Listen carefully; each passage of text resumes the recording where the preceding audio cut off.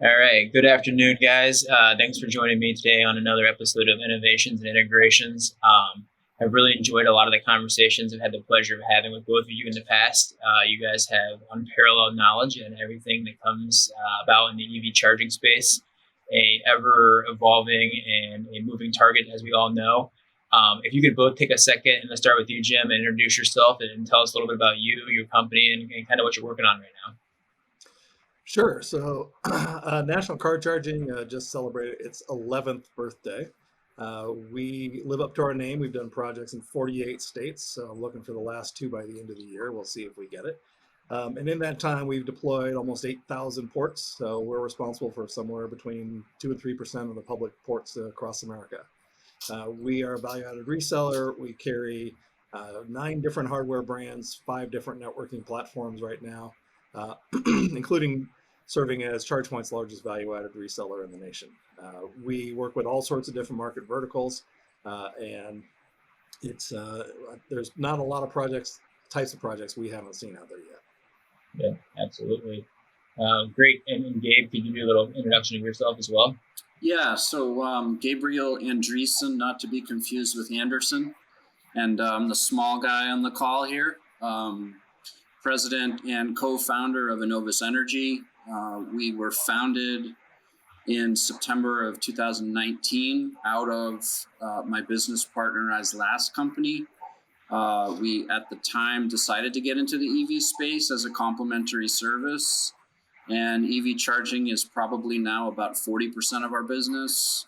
We install as few as 4 ports to as many as, I think we're working on one right now that's 320 ports. I think we have somewhere around 350 ports in the ground from level 2 and DC fast in 20 different states. And it's certainly been a pleasure getting to know you, Ryan, and working together on what we have going on. Yeah, it's great. It's like I said before, it's a pleasure knowing both of you guys. So, we're going to have a pretty broad conversation and kind of we'll dig into the weeds and some of the nerdy stuff we like to talk about. But let's talk on a high level view for people that just know Tesla and ChargePoint and some of those big brands that you see every day. But could you go give your why don't you start, Jim, and talk about the different chargers between the superchargers and the level 2 chargers, and then I'll have a follow-up question that I'll throw to Gabe. Yeah, for the uninitiated, there's really 3 classifications. There's level 1, level 2, level 3. Level 1 is going to be your essentially home charging, trickle charging. Level 2 is going to be 208 to 240 volts, and amperage is anywhere from 16 to 80 amps. And what that means is charging somewhere between 10 miles of range in an hour to 50 miles of range in an hour. And then we get into level 3, DC fast charging, which you might be most familiar with, like the Tesla supercharger, and that all of a sudden is much faster speeds, where you're talking 100 miles of range an hour on the slow side, all the way up to 1,200 miles of range in an hour for the really top of the line stations, for which there's really only 1 or 2 cars in the market that can even take that kind of speed. Tesla superchargers are right there in the middle, where there's some 150 kilowatt units, some 250 kilowatt units, and they're just about to roll out some higher power units than that. So it's really a very wide range of speeds, a wide range of prices. Yeah. And so, Gabe, I'll counter that. As you know, Jim kind of just gave us a very broad definition of the different levels. Give me an idea, and Jim, you can hop in here as well. But Gabe, what do you think is the most demand right now versus the level 1, 2, and 3 chargers, and what you're seeing? And I would like to point out that you guys are in both different regions of the country, so you're probably seeing some different regional trends. But Gabe, give me an idea of what you're seeing today. Well, the interesting thing about charging stations is one size does not fit all. And you really have to think in terms of application and task specific. So I'll divide that into 2 different categories, which is a real underwhelming division. But think about level 2 charging in terms of where you have longer dwell times. So we do a lot of workplace charging. Workplace charging generally is level 2. When we first got started, Jim probably is extremely familiar with this as well. the charge point CT, what was it? 40 CT? Yeah, CT 4000 was kind of the standard. But now, okay, I drive a Tesla. That CT 4000 is arguably outdated, getting as little as 9 miles of range per hour at one that I use up the street from me, versus the standard, what we're seeing here in New England and other places as well, is generally around a 48 amp level 2 charger is kind of the standard. We have one of those at our office, and that's what we generally have standardized on for our long dwell time customers. So garages, workplace charging, and then DC fast really is an interesting technology because it can open up the concept of having a fuel station wherever you are. So with my Tesla, there's not too far from our office, there's a 250 kW DC fast charging station, supercharger, Tesla network, and I'm getting somewhere around 800 miles of range per hour when my battery is low. And I'll plug in, have lunch at the TGI Fridays across the street from that DC fast, and I come back and my car's full. The other thing that's really interesting about DC fast charging, well, there's a couple. I mean, how deep do you want the wormhole to go? But where the U.S. government is investing is through what's called NEVI funding, and those are all going to be DC fast chargers. The goal is to have several thousand of these on the highways of the United States. There are some inherent trouble that we're finding in DC fast. I'm sure Jim is probably having a similar situation. With DC fast, those higher loads, you need transformers, and transformers are getting very hard to come by on those higher kW systems. So we're looking at a project right now where we need it's a very, very large transformer, and I think we're 6 months out from getting the transformer so that we can install the DC fast charging station. I'll kick this over now to my friend Jim. Yeah, I think Gabe's right, where if you're serving the customer right, you're going to start with the use case and really find out what do they want to achieve with the project, who is our customer, or what is the dwell time. I'll give you a good example. There's a brand new grocery store that is finalizing construction near me, and they put 4 level 2 units right in front. That was a huge mistake, and unfortunately we didn't get to them on time because the amount of time people spend at a grocery store is roughly 28 minutes. The amount of time people spend at the average DC fast charger right now is about 28 minutes. So putting level 2 there, where they're only going to get 10 or 20 miles of range in an hour, is really the wrong tool for the job. So that's where we always start, and it sounds like that's where Gabe starts as well, and that's where it should start. Is what does the customer want to achieve? One of the reasons we have the wide portfolio that we do is because we want to make sure we have something for everybody. And I'll echo what Gabe said about how trends are shifting. We're seeing more demand for the higher amperage level 2 units. We just did a project where the customer demanded 80 amp level 2 units, which is the max that you're going to get for level 2. We're also seeing a big increase in demand for DC fast chargers. In fact, I just ran some numbers last night, and the percent increase between last year and this year, there's been a 150% increase in DC fast charge sales for our company.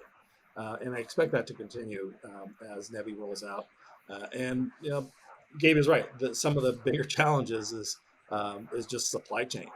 Not only the EV charging hardware itself, but also the underlying infrastructure that goes right underneath it. And to further complicate matters, it's a question of who pays for it. Is it going to be the state? Is it going to be the utility? Is it going to be the site host? Some utilities are coming up with some programs where they'll actually provide that. But at the same time, I won't surprise anybody to know that utilities take their sweet time doing just about everything. Yeah, that's a lot of information. I will send over to both of you guys. I got to wait till the NDA gets in place and everything. But I do have some technology that we came across, and that's the good thing about my role is I get to make friends with guys like yourself, some people that are way smarter than me, and then ride everybody else's coattails. But there's new technology that I think is really interesting that will be applicable to the the level 3 superchargers, those fast chargers that we discussed, and I think will help kind of close some of those bottlenecks. But the next thing I want to take a step back here, I want to kind of talk about is, Jim, you said you guys are celebrating your 11th year, and that's pretty. You're way ahead of the curve as far as most people. We pivoted 3 years ago, 4 years ago, kind of like Gabe did, into this space, and it was just an easy lateral move for us and some of the stuff that we're doing. But tell me, like, what made you jump into the EV space? What were you doing beforehand, and where did you see the opportunity? Because I don't think people really understand where this is going today. Yeah. I didn't even have gray hair when I started. At least not much. Some may say it's my kid, and some may say it's doing this for 10 years or 11 years now. So I actually spent many, many years in the car business. Worked for American Honda Motor Company as a factory rep. Had my own company doing marketing with thousands of dealers nationwide. And then when the recession hit, I decided to make a complete change in my career and got into solar. And first with a solar finance company, and then with a solar installation company, and then finally with a solar distribution company. And about that time, I went to a conference in DC and drove the very early Nissan Leaf, very early Chevy Volt, conversion vehicle. And having spent so many years in the car business, it was like an epiphany. I walked away. I remember sitting on the plane thinking, I have seen where the car industry is going to go. And so worked hard to add EV charging to our portfolio at the distribution company. We actually ended up getting the first national distributorship that ChargePoint ever granted in their history. And we're number 7, maybe number 8 if you count the guy that signed up and never did anything. And then quickly I actually spun off on my own because the folks I was with at the time really didn't have an interest in it. So that was back in 2011, 2012. And we've been growing ever since, and really focused on making sure that we have whatever we need for the customer.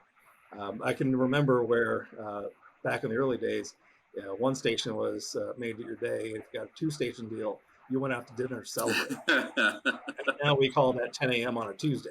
Right. So it's the industry certainly has changed. The volumes are much higher. You have customers that are looking at a dozen, 2 dozen, 3 dozen stations at a time or more, and you have customers that are looking at clapping down $500,000 on a DC fast charge site, and they're preparing for it. Yes, it is expensive, but people seem to have a good idea of what they're getting into at this point. Yeah, that's great. Gabe, tell us a little bit. Your adventure has not been quite as long as Jim's, but I'm sure you've seen a lot of the same challenges and same evolutions he has. So talk to me a little bit about how you got started and what kind of made you pivot into this industry. So I've been in the ESCO world since about 2004. So when I say ESCO, I mean Energy Services Company. As a contractor, our primary role and responsibility was to save energy for our customers. And I have very, very deep wealth of relationships within the utility side of things. Inovis Energy is a lead CSI installer for National Grid. And that's really how we came to it. National Grid put a big focus on electrification. About 3 years ago, they said, listen, this is where we're going in the Northeast.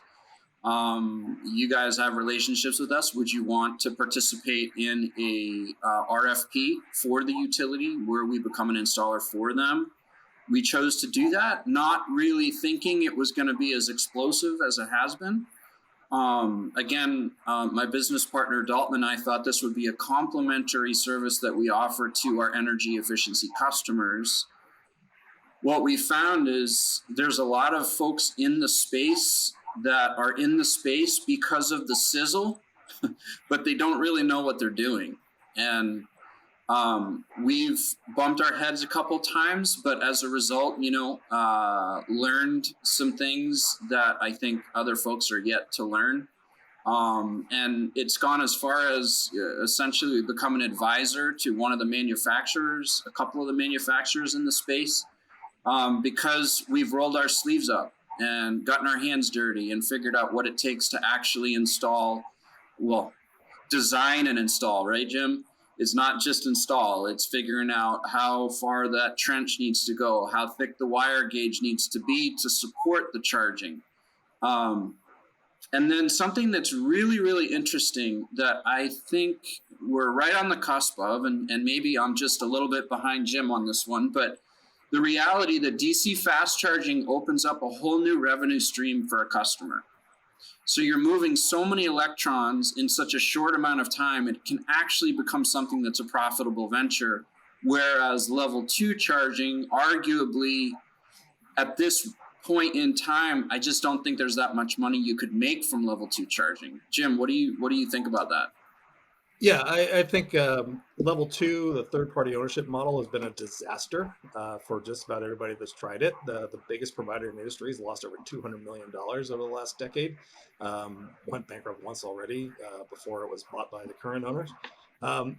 DC fast charging, there is a path to make it a profitable venture, but you have to have a couple things in place. You have to have decent incentives to make the install worthwhile. But most importantly, you need to have a utility where they understand that demand charges can kill the economics if they're not careful. And some of the utilities out there get it. And like Southern California Edison, PG&E are doing programs where they have demand charges waived on certain tariffs. Hawaiian Electric actually has a special tariff just for EV charging where the kilowatt hours are higher, but there's no demand charges. And then we have others, unfortunately, it's mostly the co-ops that are out there and some of the generation companies behind those that still don't realize that they are they have the power to kill the golden goose at this point. There's a generation company here where I am in Colorado, and their attitude essentially so far has been, we don't care. As a result, one of the municipal utilities up in the mountains has a DC fast charger that has outrageous prices, and drivers are livid about it. And they're pointing the finger at the utility. Unfortunately, the finger really needs to be pointed at the generation company that just doesn't care at this point about the necessary reforms in order to make it profitable. And then the other factor that helps quite a bit, depends on where you are, is low carbon fuel credits can play a big role. So in California, you can make it work just about anywhere. Oregon, a little bit less so, but still you can make the numbers work. But some utilities, they are going to have to come around either when they wake up and realize that their old system isn't working from a tariff perspective, or I think we're going to start to see legislatures and regulators step in and basically say, look, if it's going to be for transportation, you need to have some sort of a tariff where demand charges are mitigated to a certain degree. Yeah, that's really interesting. And I think, one of the reasons that we have such common ground between, CUSI, National Car Charging, and CUSI and Inovis is you guys really do put people first. And I don't think that's always the case, specifically in technology rollouts. I mean, we see it in every industry that we've been involved in. But you're really thinking about what is best going to service these people, and you're going to guide them in the right direction. So talk about, you use that surcharge in that location. You said, hey, people were getting, outrageous about it. Talk about some of the pricing models, because I think, as we go out and we do installations and everything, that's what's always intriguing to me, because it's really fascinating about how are these people justifying these costs. And the surcharges, I was just in the Grand Canyon this past week, and I was shocked that right there in the Grand Canyon, there's tons of charging stations. But I didn't have an EV car, so I didn't even go over to check to see what the rates were. But I know how much gas costs there, and I can tell you it was substantial markup. So just talk to me a little bit about some of the pricing models you see and some of the trends that kind of pricing is going through. When possible, we always recommend that station owners charge by the kilowatt hour. That's possible in 34, 35, 36 states right now. There's a handful of states, a little more than a dozen, that have not yet adopted the necessary laws that allow people to charge by the kilowatt hour, Texas being one of them, for example. So in that case, you have to charge by time. But when you charge by time, that really is inherently unfair. And let's talk about level 2 just to start with. My very first EV 10, 11 years ago was a Chevy Volt. That charged at 3.3 kilowatts. Today, I drive a Tesla, not as much of a new one as Gabe because mine charges a little bit slower, but it still charges more than twice as fast as that Chevy Volt. If we're both plugged into the same station and we're being charged the same amount of time, same amount by time, the Chevy Volt driver is going to get half as many electrons as the Tesla driver, and so that is inherently unfair. Other ways you can charge people is by a plug-in fee, a session fee. Some people will layer on the energy cost plus the cost of a time, like a parking meter type charge, plus a plug-in fee. We really discourage that for our customers that are willing to listen. And we try and keep it simple. I'm a big believer in the KISS principle. Keep it simple, stupid. And that's something that we've always lived by in our company. But it doesn't have to be complicated. We do see some systems that will change based on time of use. So, going back to Hawaii, for example, it's a market that we know very well. They have some pretty dramatic swings of what energy costs during the day. They have so much solar, they actually want people to charge in the middle of the afternoon, which is unlike a lot of the country. Right. So if it's 2 p.m., it's going to cost you a lot less to plug in your EV at that time of day than at 9 in the evening. So the stations that are out there, most of the smart stations have the flexibility to do all that. A lot of them, you can actually charge different groups of people different rates, which is great when you're talking about municipal-owned stations, for example, where might have something, one rate for the citizens that pull up and use the station, but the fleet vehicles are free, for example. No reason to charge a city fleet vehicle to use city electrons. So lots of different ways to go. I will say that what we found at level 2 is that you can get away with almost 2 times the cost of electricity before consumers start to really resist. DC fast charging, people will pay a higher premium, often 4 or 5 times the cost of electricity. But as with anything, there is an upper limit before people say, you know what, I'm just not going to bother. I'm going to go to the next station down the street. Yeah. The only thing I would add is there's an advantage in some cases where you can start to ding people that are on the charger for too long.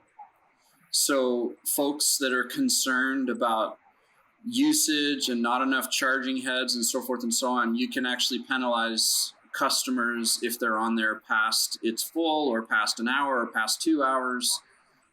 It's extremely flexible. You can do whatever you want with the charging. And I do agree with Jim. I think a fair and reasonable way to charge people for charging is by kWh. Yeah, for sure. Yeah. And one thing that I think is worth saying is that, now that we've been doing this in this industry for more than a decade, what we found is that free charging, unfortunately, leads often to bad driver behavior. So if you have smart charging, even if the cost is relatively low, you at least have a tool to help manage that behavior, whether it's putting that financial penalty where some systems, you can say, all right, the first 2 hours are 12 cents a kilowatt hour, but hours 3 and 4 or 5 and beyond are 24 cents. Or, as Gabe said, you can set it so that you have a grace period of, say, 30 minutes after your car stops charging, and then you get hit with maybe $5, if you don't move your car. So while there are quite a few advocates out there for free charging, and in the right situation is great, but it also does not leave you any tools to really modify driver behavior when you need to. Yeah, that's really great feedback or perspective. Let me ask you guys a question. Let's talk about applications in the public versus the private sector and how that kind of looks in your guys' perspective on that. It's really interesting. We use ChargePoint as an example today, and someone's like, hey, that's strictly private. I'm like, not even close. So it's like half the municipalities here in Ohio have ChargePoint, and they do offer them as a service to their community, and there's not a charge there. You still have to use the ChargePoint app to get the thing to unlock and everything. We talk about private versus public, so I think it's really interesting, and I'm curious about your guys' perspective on the NEVI plan. Well, it goes back to a theme we started off with, which is you want to pick the right tool for the use case. And Since ChargePoint is such a dominant player in the industry, we can talk about them. They have the CT4000 unit, which is designed for public use with the screen, etc. And then they have the CPF unit, which is fleet or multifamily only, but does not have a screen. And they soon are coming out with the CP6000, which is going to be the next generation, but will go up to 80 amps and will be much more modular design. And that's all at level 2.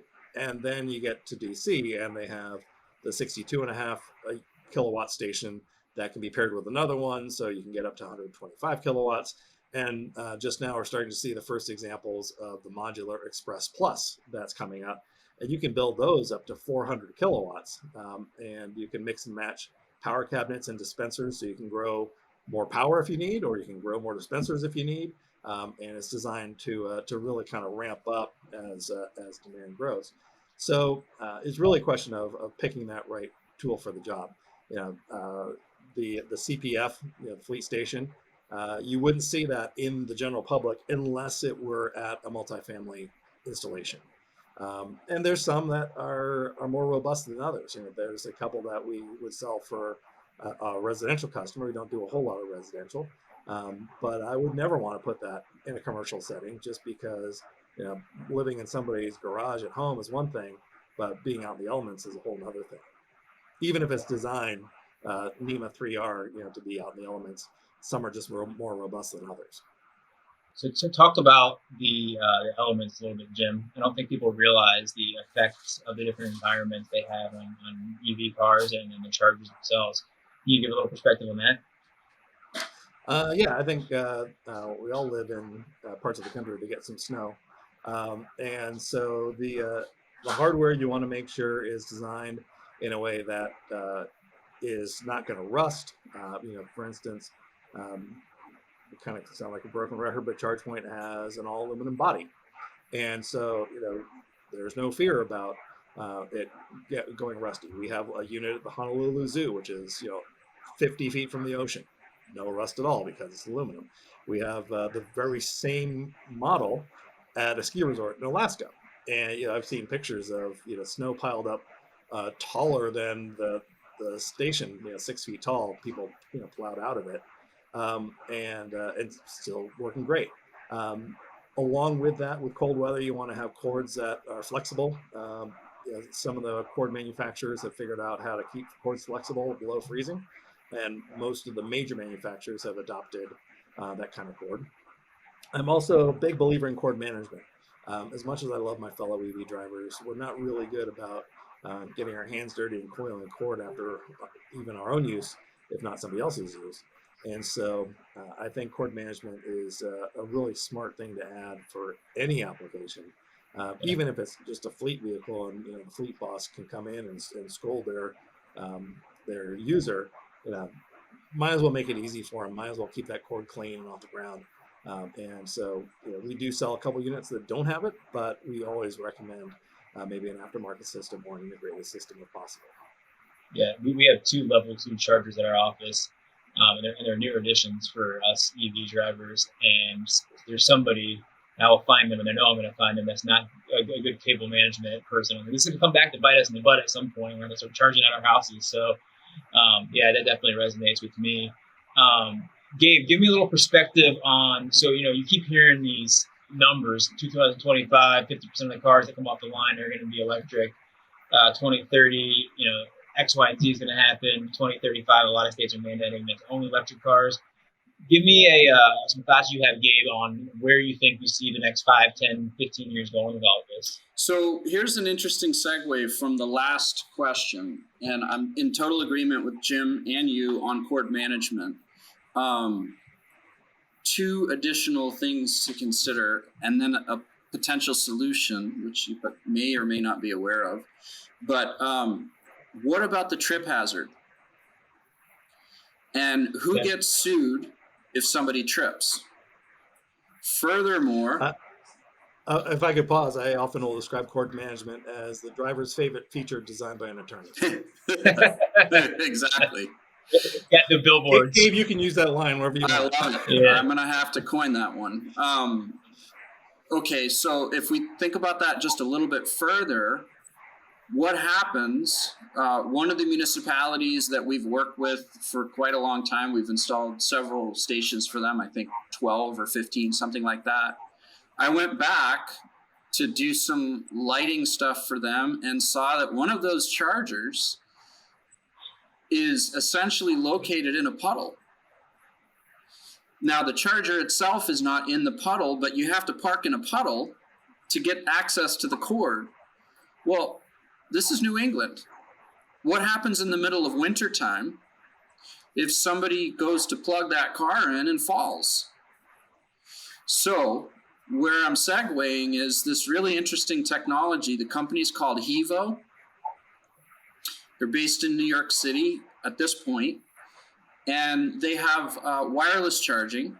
It's a very interesting platform that I think has some significant benefit to it over the current model of charging.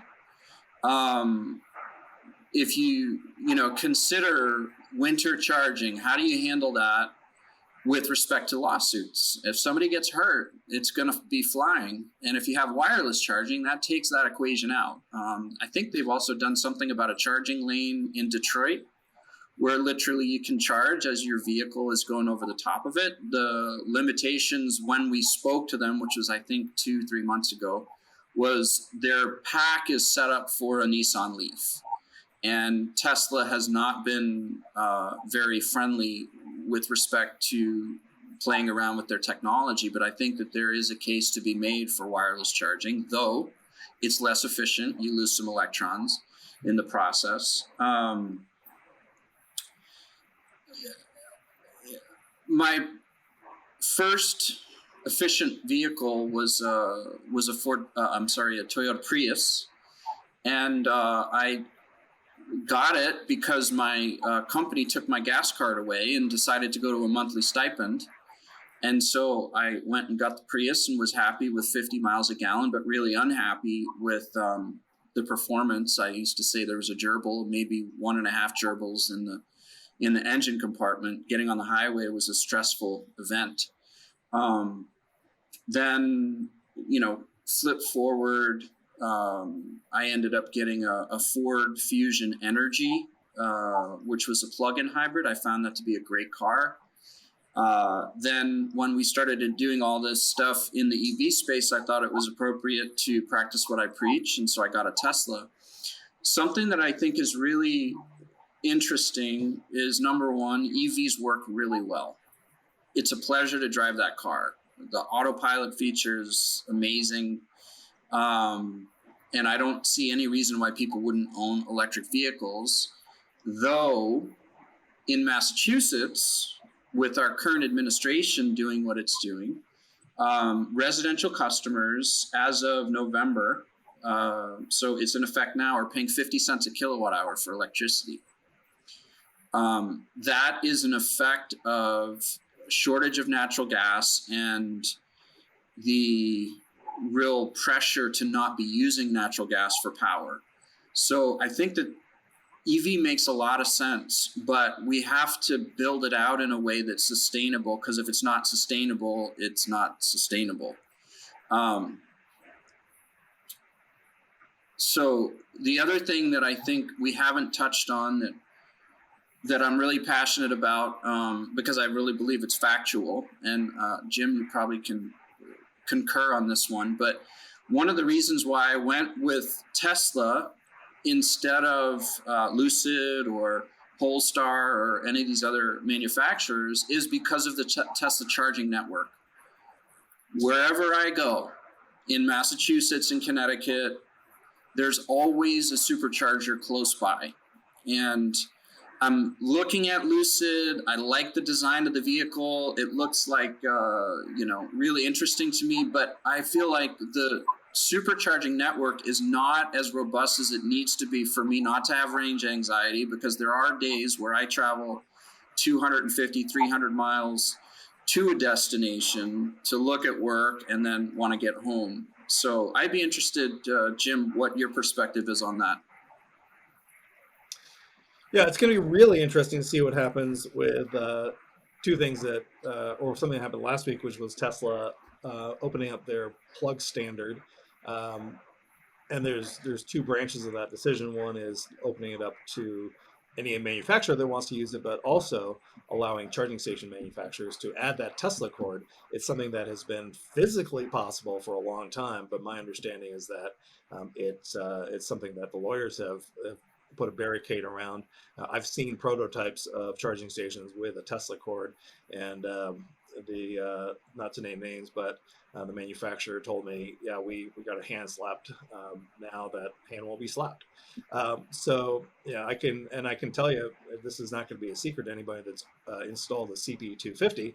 There was a third set of contacts there, and it's designed so that there could be a third arm up on top, a swing arm, and there's no other third plug standard that's going to be coming down the road at this point.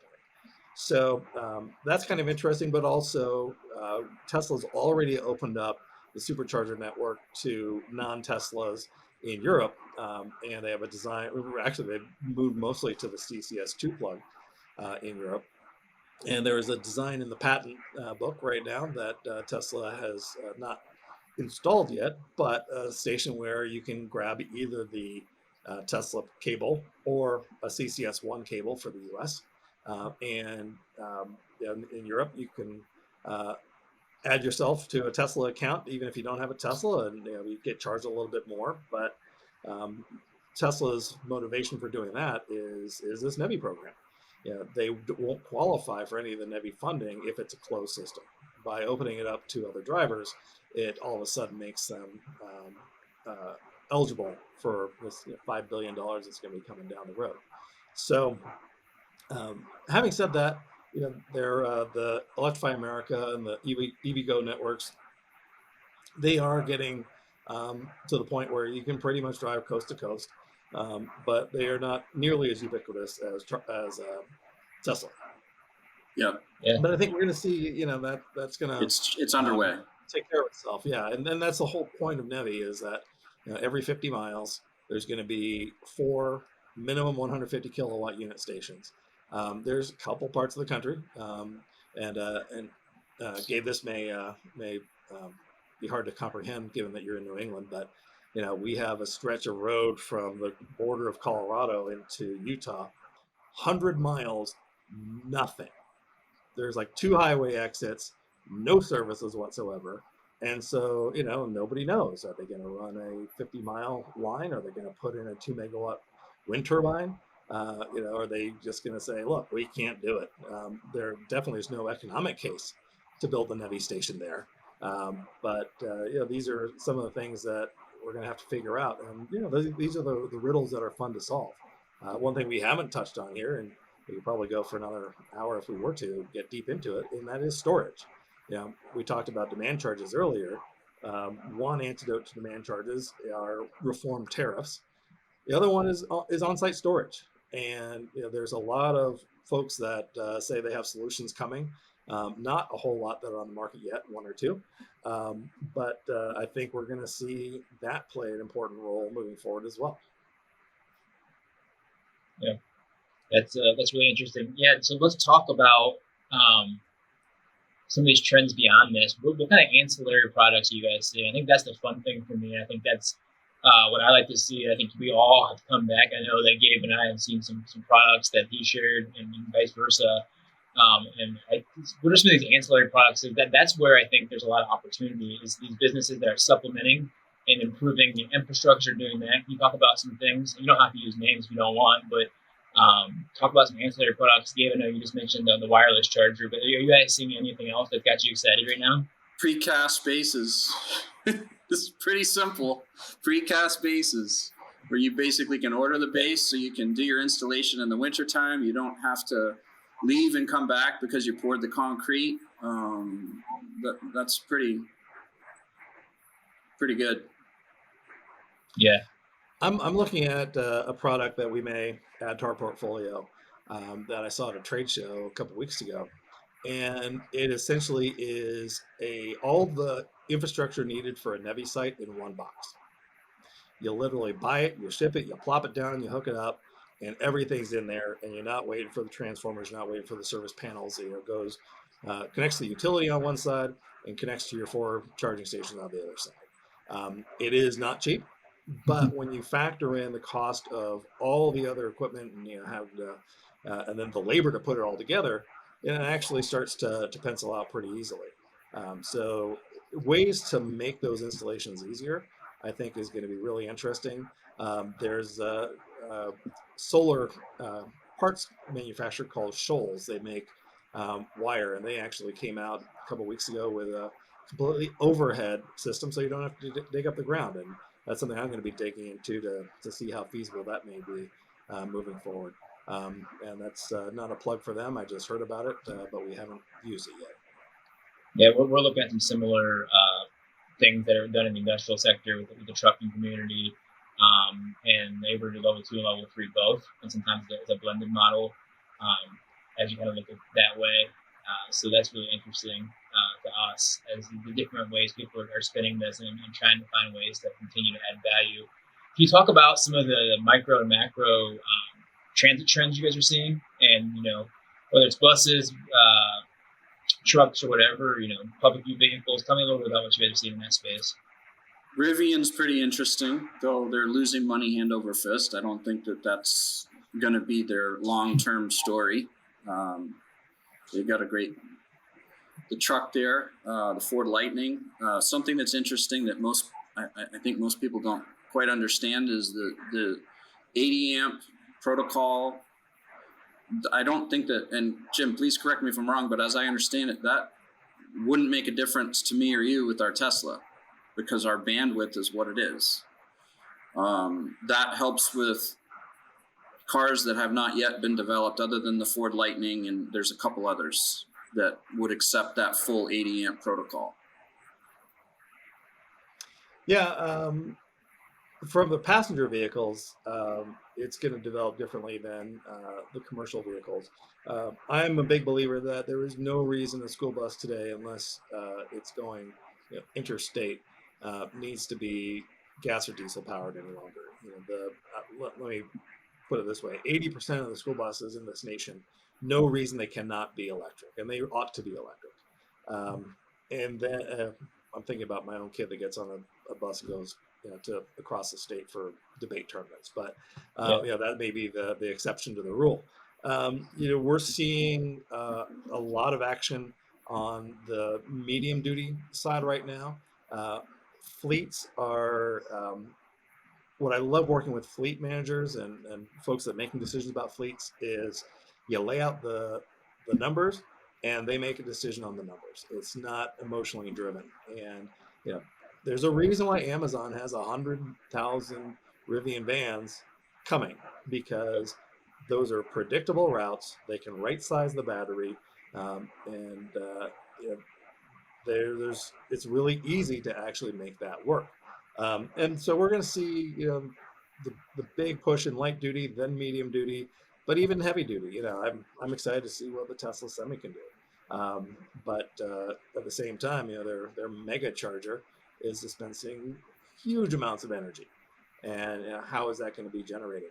I'm kind of hoping that the micro nuclear plants come online sooner. We have a problem. We definitely have a problem, and we have to address that. The supply side. Yeah. And coming from the solar world, I think that's a great place to start. I just moved in a new house. I'm going to be putting solar on it here probably this spring, and anyone that can do it probably ought to do it. So something really cool that's in the works are solid state batteries. There's a company that has spun out of MIT that claims a 3-minute charge from bottom to top. That to me will make the technology completely, that's going to spin it forward a lot more than I think adding DC fast charging. People realize that they'd spend less time at a fueling station with their EV than they would with a gasoline vehicle. It becomes even more convenient, less reasons not to do it. Yeah.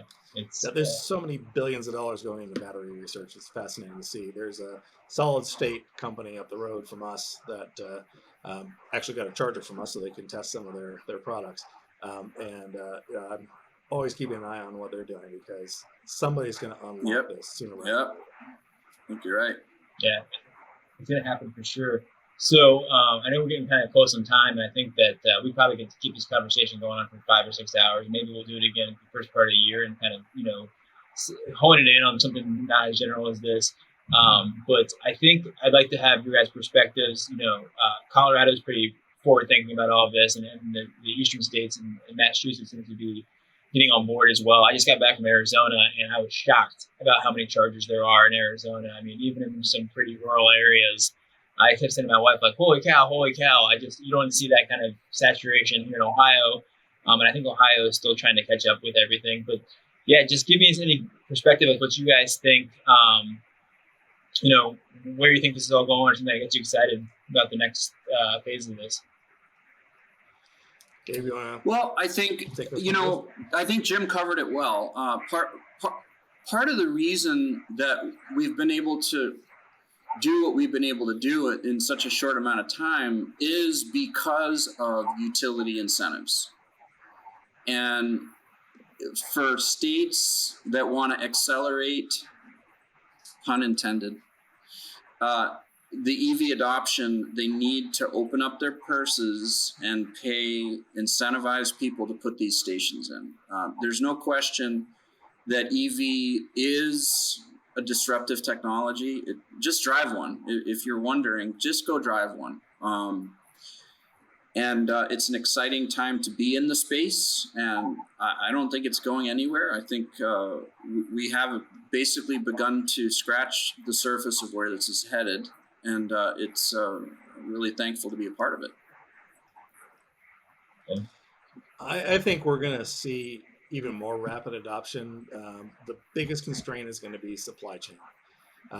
There's a really fascinating video on YouTube by a Stanford professor named Tony Seba, S-E-B-A. If you haven't seen the video, it's about an hour long, filmed at University of Colorado. I actually had a chance to see it in person.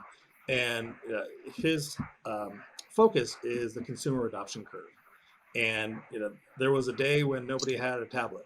And then very shortly thereafter, everybody had a tablet. These consumer adoption curves are getting steeper and steeper and steeper.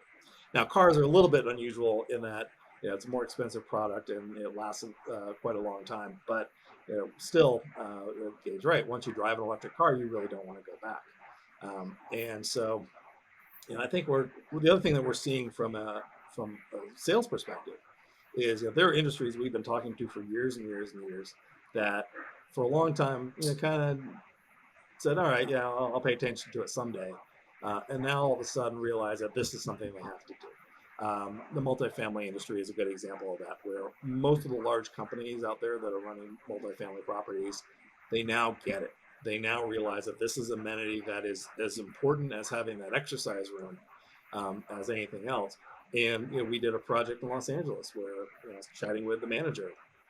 So I'm just sick and tired of people walking in and saying, do you have a place for me to plug in my electric car? And when I tell them no, they turn around and walk out without even looking at an apartment. Well, thankfully, we solved that problem for them. And we're seeing the same with fleets. We're seeing the same with hospitality, where people now realize that this is something that they need to have in order to stay competitive. And it's been refreshing to see, having been knocking on those doors for the last 10 years, that now they answer the door and want to hear what's going on. Yeah, well, this has been great, guys. I look forward to doing this again here in the near future. I appreciate the partnership with both you guys and your great companies, and look forward to riding this EV wave into the new year with you guys.